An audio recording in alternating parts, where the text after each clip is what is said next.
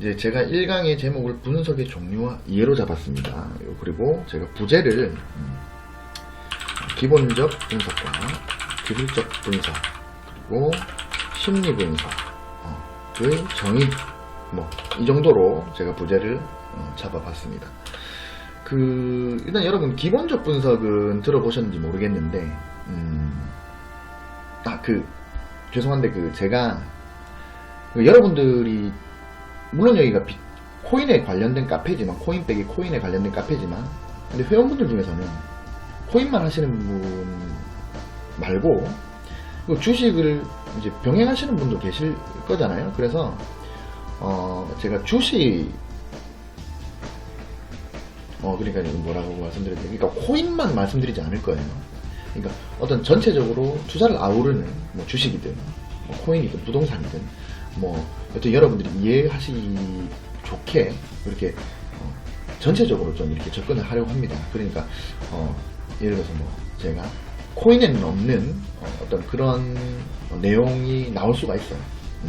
그런 것도 여러분들이 언제까지 코인만 하실지 아니면 언제까지 계속 코인만 하실지 아니면은 또 기회가 되어서 또 주식을 시작을 하실지 모르는 거기 때문에 저는 이제 전체적으로 말씀을 드리도록 하겠습니다. 그러니까 중간중간에 코인과 전혀 상관이 없는 코인에는 전혀 필요가 없는 그런 내용들이 나온다 하더라도 양해를 좀 부탁드리겠습니다. 기본적 분석은 이제 가치 분석이라는 말로도 통용이 되죠. 기본적 분석, 가치 분석, 그죠? 이 기본적 분석은 이제 정의는 이렇습니다. 어떤 기업의 내재적 가치, 기업의 내재적 가치, 그거를 분석해가지고 미래의 주가를 예측하는 방법입니다. 그러니까 이 기업이, 이 코인이, 예를 들어서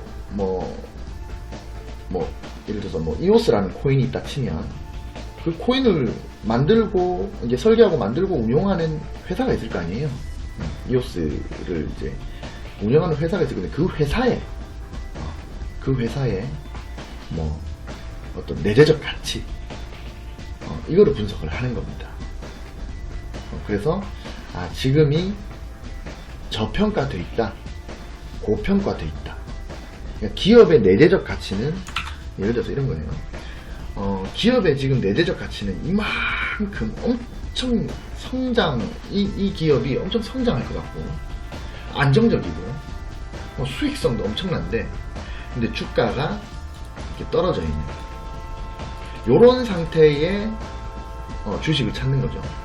그럼 예를 들어서 이런 기업이 있다면 기업의 실적은 날아가고 있는데 가격은 떨어져 있는 요거를 뭡니까? 이 기업의 내재적 가치에 비해서 저평가되어 있는 거죠. 이 현재 가격이.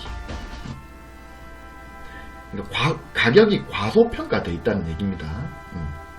그러니까 기본적 분석이라는 거는 이 기업의 내재적 가치, 이만큼 좋은 기업이다.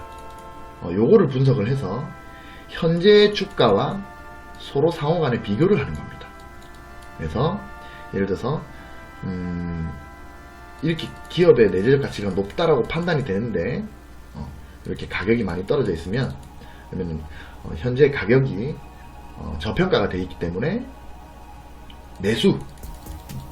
그래서 이 기업의 내재적 가치와 주가가 결국에는 수렴한다.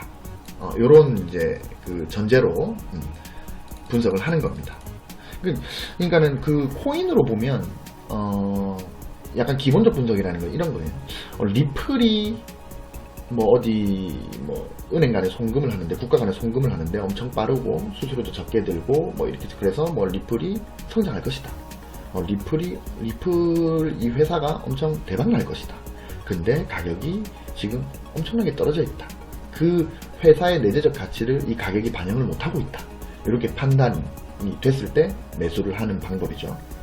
그래서 이런 기본적 분석은 제가 이제 주식의 어떤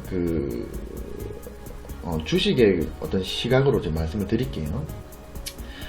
요 기본적 분석은 기업의 어떤 재무 요인, 그러니까 어떤 실적이라든지 우리 재무제, 그러니까 회계상에 나오는 그런 재무 요인, 그 다음에 현재 그 기업이 속한 어떤 시대적 상황, 그 다음에 뭐 국가적 경제, 글로벌 경제, 이런 경제 요인, 이 두 가지가 합산이 돼 가지고 결정이 됩니다. 그러니까 이 기업의 내재적 가치는요, 기본적 분석은 그렇게 분석을 하는데, 예를 들어서 이 기업의 내재적 가치가 분석을 통해서 아까 말씀드렸다시피 그 분석을 통해서 기업의 내재적 가치가 높은데 가격이 저평가가 돼 있다든지, 아니면 기업의 내재적 가치는 요만큼 밖에 안 돼요. 실제로 실적이 막 하락을 하고 있습니다. 근데 주가는 상당히 많이 올라와 있다. 그러면 이거는 뭡니까? 고평가가 돼 있는 거죠. 고평가. 이렇게 고평가가 돼 있는 거는 매도를 한다. 아니면 내가 이거를 들고 있지 않다면 이거는 신경을 끈다.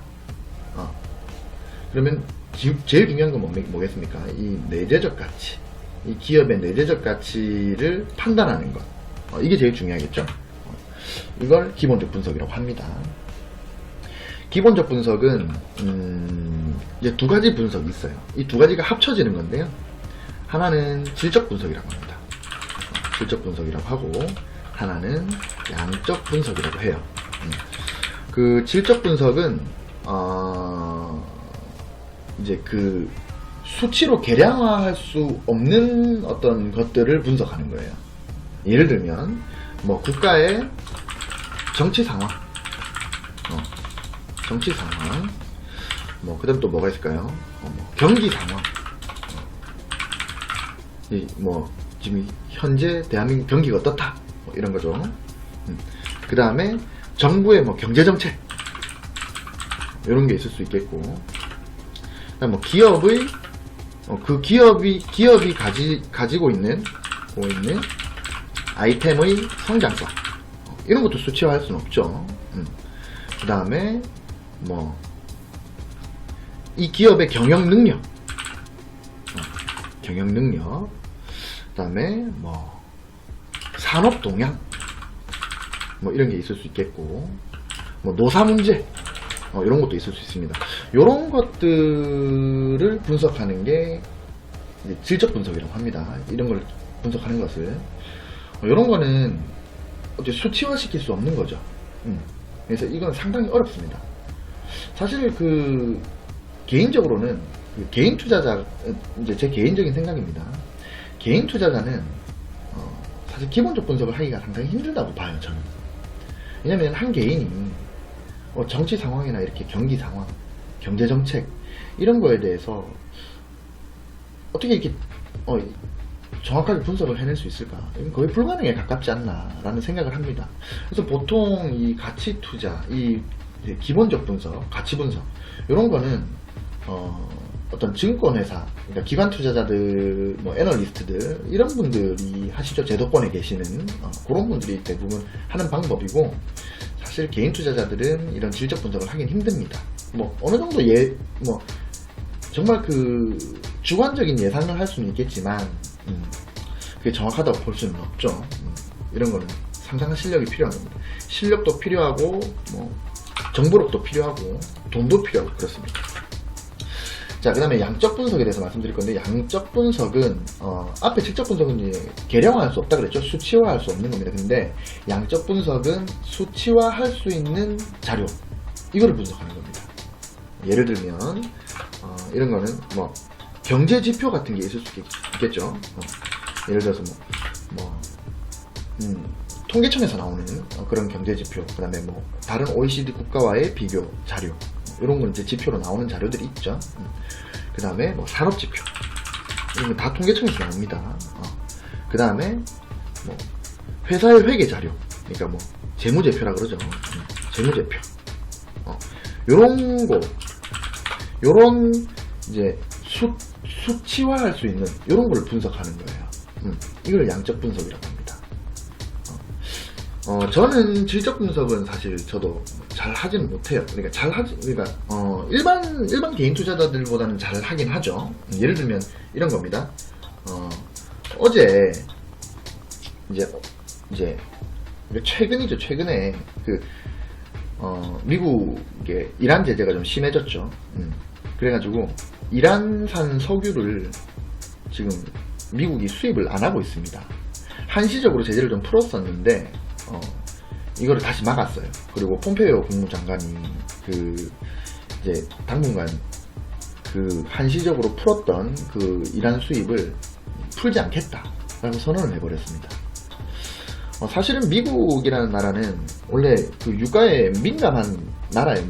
유가에 민감한 나라인데 셰일가스 혁명을 통해 가지고 이제 중동 지역을 이제 압박하는 그런 힘을 가지게 됐습니다.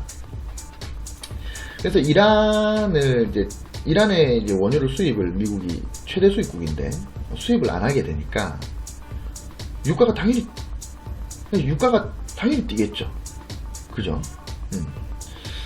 그래서 이제 유가가 뛰면은 과연 우리나라 경제에 어떤 영향력이 있을까? 영향력을 줄까? 우리나라 기업들에게 어떤 영향이 있을까? 이런 걸 한번 생각을 해보는 거예요. 질적 분석은. 예를 들어서 유가가 뛰면 그러면 일단 정유주는 오르겠죠.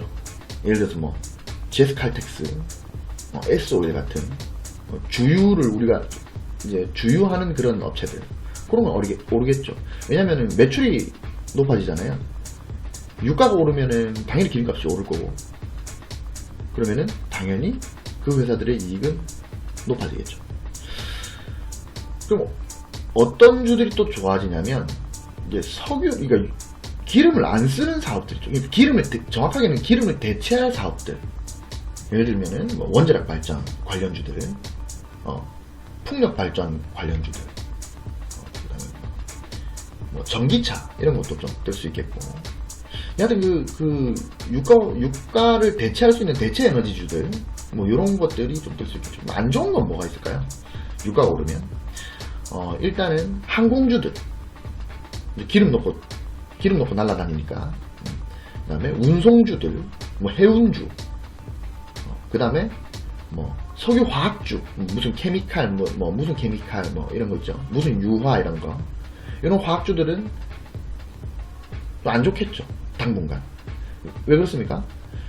기름을 원료로 하는데 그 원자재 값이 올라가 버리면 회사의 영업이익률이 떨어지겠죠. 이런 거를 질적 분석이라고 합니다. 그래서 항상 질적 분석을 하기 위해서는 뉴스를 항상 달고 살아야 되고, 그렇습니다. 전 세계적으로 어떻게 움직이는가, 이 세계가 어떻게 움직이는가. 근데 양적 분석 같은 경우에는 저는 개인적으로 제가 잘 해요. 저는 잘 한다고 생각하고, 여러분들께 자료를 하나 보여드릴게요. 이제 제가 요거를 보시면, 양적 분석이라는 건 뭐냐면 어떤 데이터, 수치를 분석하는 거라 그랬죠. 숫자로 계량화할 수 있는 그런 지표들, 도표들을 분석을 한다. 여기 재무제표를 보시면 매출액, 영업이익, 그다음에 당기순이익, 그죠? 그런 게 있고, 자산, 유동자산, 비유동자산, 부채, 자본, 그다음에 현금 흐름, 이런 게 있을 수 있고, 그죠? 요런 거를 분석하는 거예요. 요런 거를. 그래서 이 회사가 과연 내재적 가치가 높은가, 내재적 가치가 낮은가, 이거를 분석하는 건데, 제가 간략하게만 설명을 드릴게요. 나중에 여러분들 다 배우실 겁니다. 저는 이걸 어떤 식으로 하냐면, 이런 식으로 합니다. 그러니까 여기에는 여기 이제 1번부터 2002위까지 있죠. 2002위까지 있는데, 우리 코스피하고 코스닥 둘 다 합해서 2000 초반대 정도의 기업이 있습니다. 스펙 빼고요. 2000개 좀 넘어가게 있는데 거기서 자료가 없는 회사들, 뭐 예를 들어서 무슨 지표, 어떤 도표 자료가 없는 회사들은 빼고 있는 회사들 중에서 순위를 매기는 거예요. 저 같은 경우에는 지금 그래서 코스닥 코스피 합쳐가지고 2002개의 회사를 이렇게 엑셀로 분석을 하는 거예요. 저 같은 경우에는 여기 보시면 제가 이제 저평가 지표 해가지고 이렇게 이제 넣어놨죠. PBR, PER, PCR, PSR, POR, 그다음에 시가 배당률 이렇게 제가 넣어놨죠. 요거는 간략하게 설명드리면 PBR은 이제 주당 순 자산 가치라 그래가지고 이런 거예요. 쉽게 설명드리면 이제 시총과 이 기업의 이제 순 자산을 비교를 하는 거예요. 예를 들어서 여기 JMT라는 회사가 보시면 PBR이 0.97이라고 나와있죠. 근데 이제 시총, 그 다음에 이 회사의 순자산이라는 거는 총 자산에서 부채를 뺀 가격이거든요. 이거를 쉽게 말하면 청산가치라고 합니다. 그러니까 이 회사를 그냥 팔았을 때 나오는 어떤 자산, 이걸 순자산이라고 그러거든요. 예를 들어서 회사가 이 회사가 건물 부지, 기술력, 모든 거를 다 팔면 1,500억이 나온다고 쳐요. 1,500억이 나옵니다. 이거 회계상 1,500억이 나오는데 이 회사의 부채가 예를 들어서 500억이에요. 500억.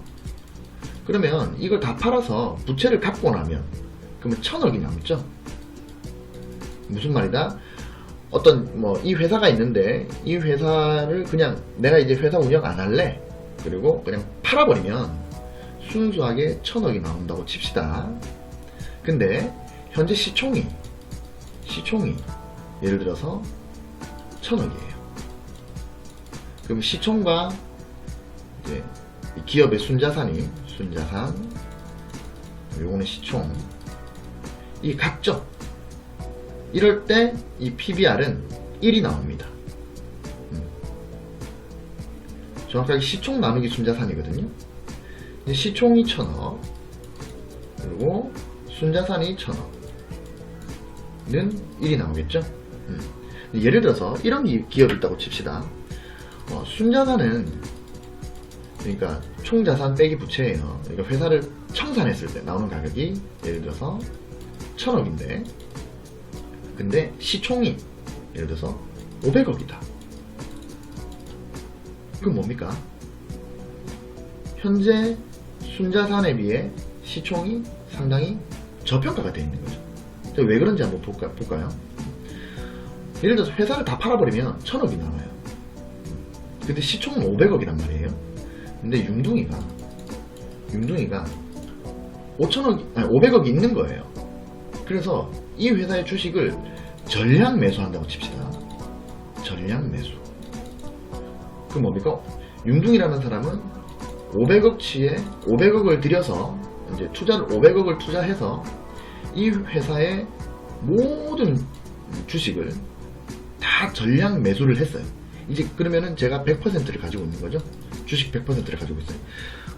자본주의 시장에서 주식 회사라는 거는 주식을 100% 가지고 있으면 그 사람 회사입니다. 그러니까 제 회사가 되는 거죠. 근데 제가 들어간 투자한 비용이 500억입니다. 왜? 시총이 500억이니까.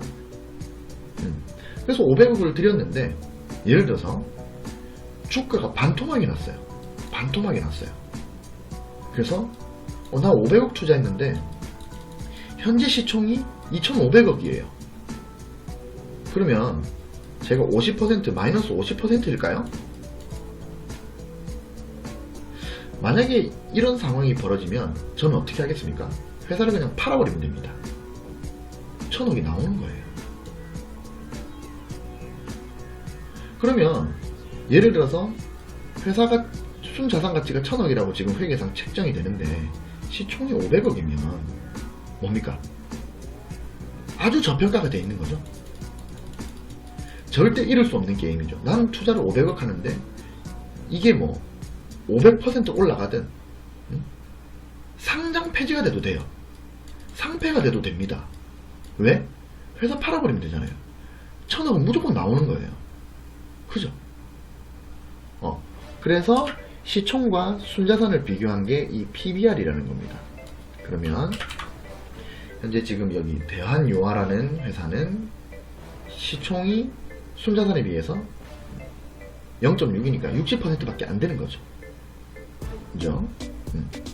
그리고 뭐 수출 포장 같은 경우에는 시총이 이 회사의 순자산에 비해서 41%밖에 안 된다는 겁니다.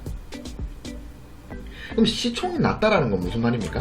가격이 지금 많이 떨어져 있다는 얘기예요. 그죠? 이게 이 기업이 저평가가 되어 있는지 아닌지를 판별하는 여러 가지 지표 중에 하나예요. 저 같은 경우에는 이렇게 하는 거죠. 이렇게 이제 시총과 순자산을 비교하고 시총과 이제 이익을 이제 비교하고 시총과 현금 흐름을 비교하고 시총과 매출을 비교하고 이런 식으로 하는 거예요. 이익에 비해서 이 기업이 내는 이익에 비해서 시총이 얼마나 저렴한가, 그러니까 얼마나 저평가되어 있는가, 얼마나 가격이 많이 다운되어 있는가, 저점인가, 쉽게 말해서 이걸 보는 겁니다. 이 회사 현금 흐름에 대비해서 얼마나 시총이 낮은가, 이런 거를 종합적으로 보는 거죠. 그리고 현재 이제 시가에 비해서 배당을 얼마만큼 주는가, 시가는 이제 현재 가격이거든요.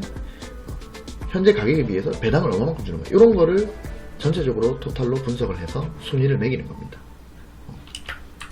요거를 이제 저평가를 알아보는 방법이고, 그러면 우량주, 이게 이 기업이 우량한가, 이렇게 또 알아봅니다. 예를 들어서 부채 비율은 몇 %인가, 이 회사의 현금 유동 비율은 몇 %인가, 만약에 어떤 리스크가 발생을 했을 때 이 회사가 얼마만큼 잘 헤쳐나갈 수 있는 현금을 보유하고 있는가죠.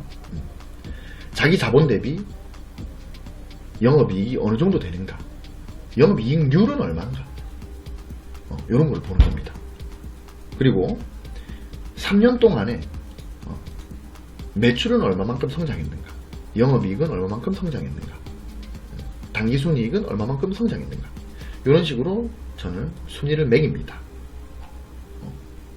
간략하게 제가 설명을 드렸는데, 그래서 이렇게 순위가 쭉 나오는 거죠.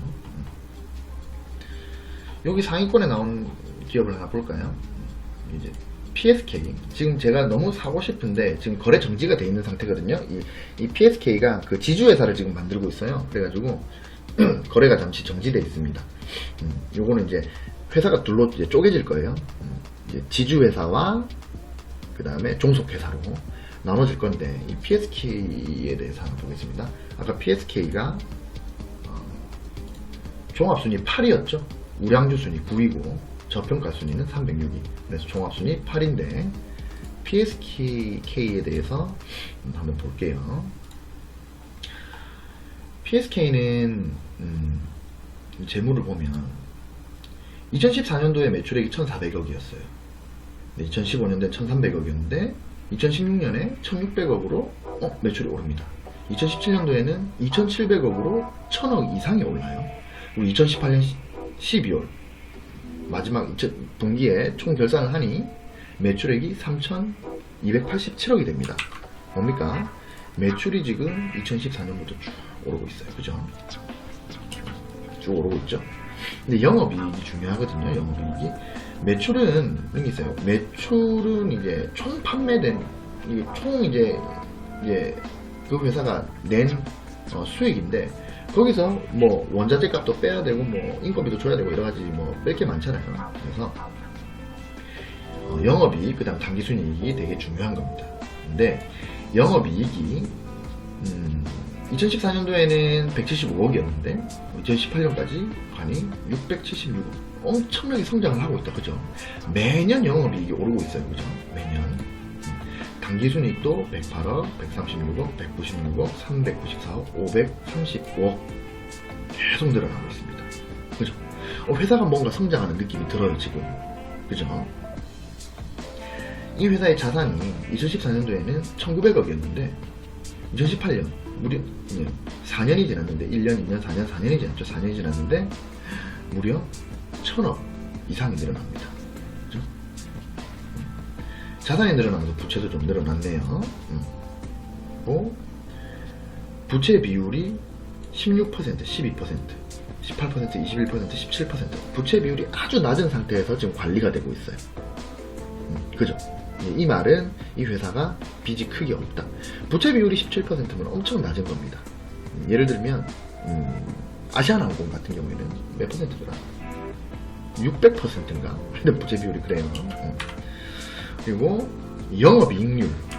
영업이익률은 이제 그 매출에 비해서 영업이익이 가지는 퍼센테이지가 몇 퍼센트인가를 보는 건데, 영업이익률이 11%. 높으면 높을수록 좋습니다.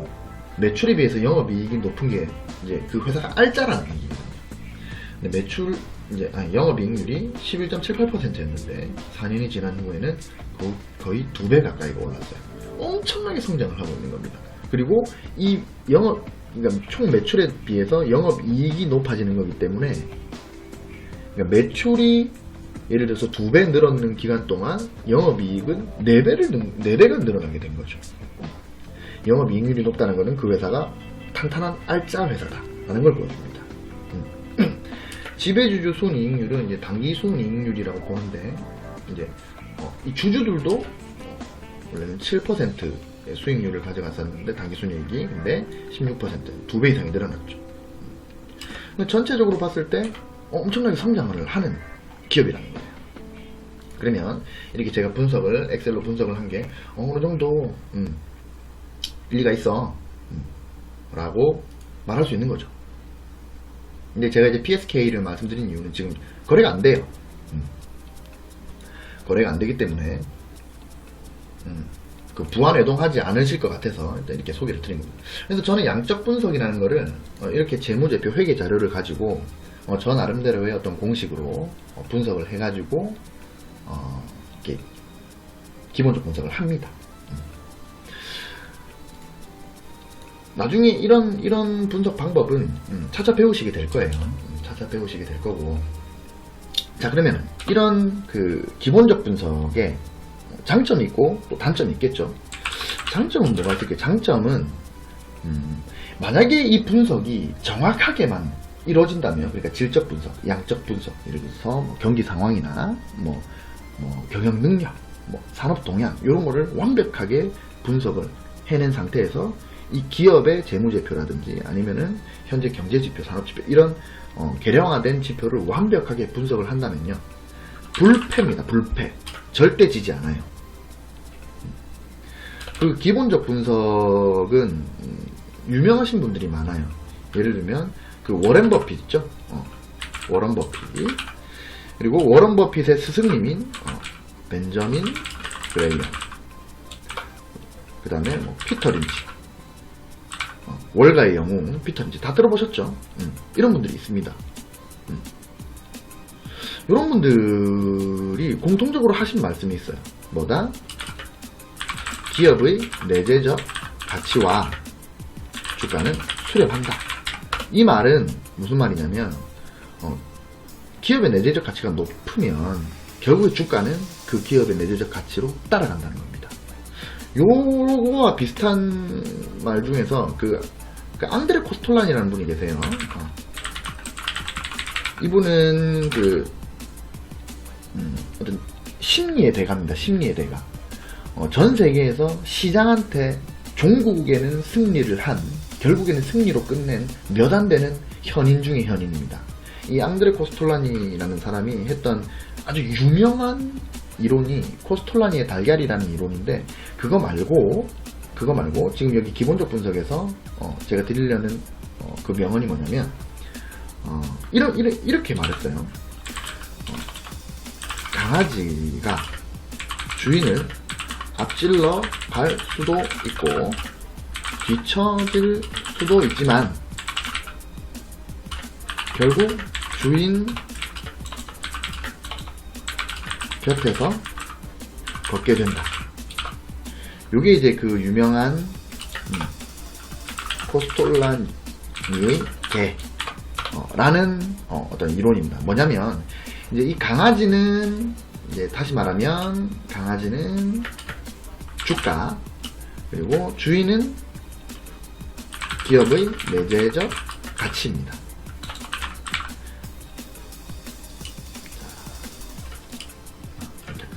그러니까 주가는 기업의 내재적 가치를 뭐 앞질러 갈 수도 있고, 그러니까 고평가가 될 수도 있고 저평가가 될 수도 있고 뭐 왔다 갔다 할 수 있지만, 만약에 기업의 내재적 가치가 계속 상승을 한다면 결국에는 주가도 따라서 올라간다. 기업의 내재적 가치가 계속 하락을 한다면 결국에는 주가는 내려가게 돼 있다, 이 말입니다. 그래서 이 기본적 분석, 이 가치 분석은 완벽히 분석 가능하다면 패하지 않습니다. 정말 불패입니다. 그럼 단점은 뭘까요? 단점은 정확한 분석을 하기가 매우 어렵다는 겁니다. 아까 제가 말씀드렸다시피 질적 분석은 그 어떤 국가의 정치 상황, 경기 상황, 경제 정책, 기업이 가지고 있는 아이템의 성장성, 뭐 이런 거, 경영 능력, 이거를 정확하게 분석하기가 너무 매우 어려운 거예요. 특히 이 질적 분석 같은 경우에는 그 분석하는 사람의 어떤 시각, 어떤 프레임, 그런 거에 따라서 다른 결과가 나올 가능성이 커요. 예를 들면 뭐 미국의 연방준비제도가 뭐 금리를 올려요, 예를 들어서.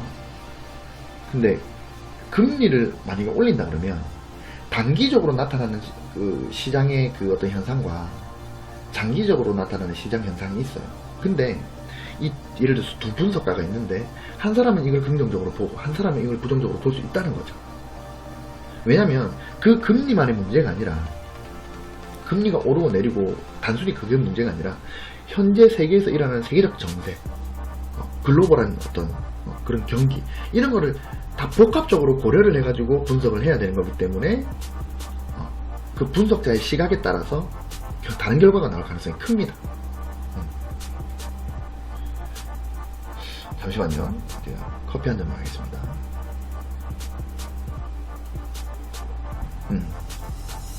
그리고 양적 분석, 그러니까 이렇게 제가 정리를 할게요. 질적 분석은 정확하게 하기 힘들다. 이게 하나의 단점이고요. 또 하나의 단점은 뭐냐면 이제 양적 분석의 단점도 있습니다. 양적 분석, 요거는 어떤 단점이 있냐면 우리가 회계, 이게 결국에는 회계 자료, 크게는 회계 자료를 보는 건데, 재무제표를 보는 거예요. 근데 그 이제 기업의 회계 처리 방법이 그 회계사마다 다 다릅니다. 그래서 회계 처리 방법이 상당히 다양해요. 그래서 이거를 어떤 하나의 결론을 짓기가 조금 힘들어요.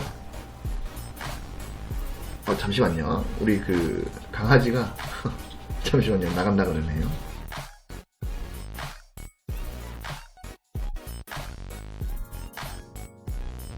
죄송합니다. 여튼 그래서 회계 처리 방법이 다양하기 때문에 뭐라 그래야 되지? 이것도 좀 기업에 따라서 좀 다르게 분석을 해야 되는 경향이 좀 있어요. 이게 정확하지 않은 거죠. 그리고 두 번째는 뭐냐면 각 기업은 어떤 투자자를 유치한다든지 아니면은 뭐 대기업 같은 경우에는 뭐 다른 여러 가지 이유로 분식 회계라는 거를 할 수가 있어요. 분식 회계는 그 회계를 있는 그대로 적는 게 아니라 조작하는 거거든요. 회계 자료를, 재무제표를 조작하는 거예요. 얼마 전에 그 삼성바이오로직스하고 그다음 제일모직이 합병을 했죠. 그 이재용의 그 삼성전자 장악을 위해서 분식회계를 통해서 그 합병을 했는데, 실질적으로는 제일모직이 그 정도의 가격을 가지는 기업이 아닙니다. 근데 엄청나게 고평가를 시켜버렸어요. 이재용한테 유리하게 하기 위해서. 하여튼 뭐 이것도 뭐 나중에 시간 나면 제가 말씀을 드릴 건데, 이런 분식회계라는 이 불법적인 시도에 대해서 감시가 완벽할 수 없어요. 예를 들어 이재용 같은 경우는, 그러니까 삼성바이오로직스 같은 경우에는 그래요, 뭐 유명한 기업이고 대기업이기 때문에 감시가 될 수 있지만, 예를 들어서 제가 아까 그 PSK라는 그 기업에 대해서 투자를 한다 그러는데, 그 기업이 분식회계를 했다고 하더라도 그런 작은 기업의 뭐 국세청이 일일이 모든 기업을 다 조사를 할 수는 없죠. 그래서 그 어떤 분식회계 같은 거에 대해서 오차가 벌어질 가능성이 좀 큽니다. 그리고 이것도 정리할까요? 암적 분석은 회계가 100% 정확하다고 확신할 수 없다. 이게 하나의 또 단점이고, 그다음 또 하나의 단점은 뭐냐면요, 그 우리 주가는 그 재무제표상의 요인 이거로만 움직이지 않아요, 사실. 그러니까 어떤 거기에 투자를 하고 있는 사람들의 어떤 소문, 뉴스, 심리적 요인들, 이런 거에 의해서 결정이 된단 말이에요. 그래서 이 기본적 분석이라는 거는요, 완벽히 분석을 한다면 거의 불패에 가까운 수익을 거둘 수 있지만, 완벽하게 하기가 사실상 불가능하다 라고 하는 게 맞습니다. 그리고 정말 중요한 건, 여러분들 코인을 하시잖아요. 코인은 기본적 분석을 할 수가 없습니다. 사실 가치 분석을 할 수가 없어요. 이건 코인이 예를 들어서 뭐 한 1000개의 코인이 있다고 칩시다. 이 코인들이 영업이익이 어떻고, 순자산이 어떻고, 부채가 어떻고, 현금 유보율이 어떻고, 당기순이익이 어떻고, PBR이 어떻고, PSR이 어떻고, ROE가 어떻고, ROA가 어떻고, 이거 모르잖아요, 여러분. 이거 알 수 있는 방법이 없어요. 많은 분들이 착각을 하시는데, 예를 들어서 나는 리플 가치 투자자야, 나는 이오스 가치 투자자야. 여러분들이 아는 건 뭡니까? 그 이오스라는 그 코인의 홈페이지에 들어가서 있는 그 어떤 백서 몇 장? 과연 그게 그 코인을, 그 기업을 과연 완벽하게 분석할 수 있는 그런 충분한 자료가 될까요? 그것도 어떤 그 시장을 감시하는 기관이 그거를 작성을 한 게 아니라 그 회사가 작성한 건데, 다 좋게 적을 거 아니에요, 그죠? 실질적으로 리플이 엄청 좋다, 예를 들어서 좋다고 칩시다. 제가 그게 나쁘다 좋다라고 말하는 게 아니에요. 좋다라고 판단이 된다고 칩시다, 사람들한테서. 근데 그 좋다라는 어떤 그 신뢰성과, 좋다라고 할 수 있는 그 결론을 내는 그 신뢰성과 현재의 가격을 비교를 할 수 있습니까? 예를 들어서 리플의 적정 가격이 100원인지 1000원인지 10,000원인지 알 수 있습니까? 알 수 없죠. 불가능합니다. 제가 코인을 과거에 좀 많이 했어요.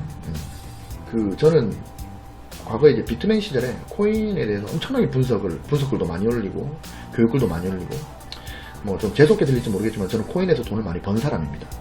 그리고 저는 하락장이 시작될 때 하락장이라고 글을 쓰고 저는 전량 매도를 했습니다.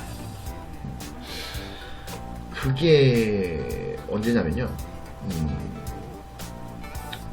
언제쯤 되려나, S&T인가? 그때 S&T가 1000원 이상이었을 때 저는 그때 모든 거를 다 팔고 나왔어요. 그리고 이제 단타만 몇 번 치고 본격적인 스윙 트레이딩을 하고 있지는 않습니다, 비트코인에 대해서는. 그렇다고 차트를 보는 실력이나 그런 게 어디 가진 않죠. 근데 제가 지금 안 하고 있는 이유가 뭐냐면, 이제 기본적 분석이 안 되니까 단타를 할 수밖에 없는 거예요.